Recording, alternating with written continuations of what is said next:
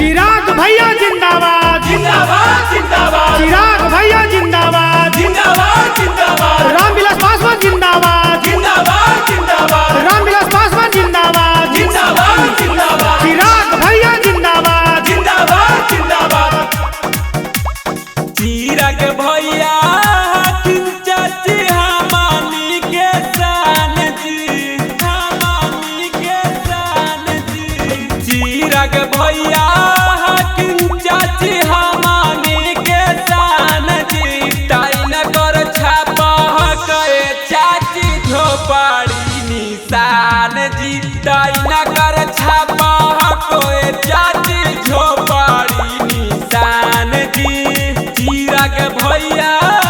को चाची हमानी के शान जी टाइन कर छापा के चाची झोपड़ी निशान जी टाइन कर छापा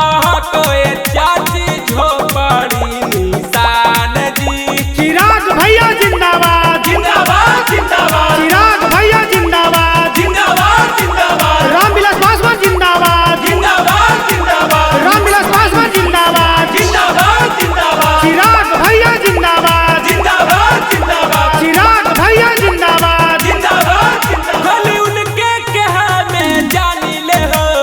जानी ले हो जानी ले हो चिराग भैया के नेता मानी ले हो मानी ले हो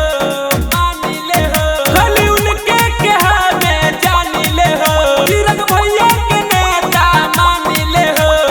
साबा का के मनवा हागे हमरो आराम मनवा जी त चिराग भैया को चाचा हमानी के सनमा जी त डबलू भैया के हक चाची यही आराम मनवा जी माँ शीतला रिकॉर्डिंग स्टूडियो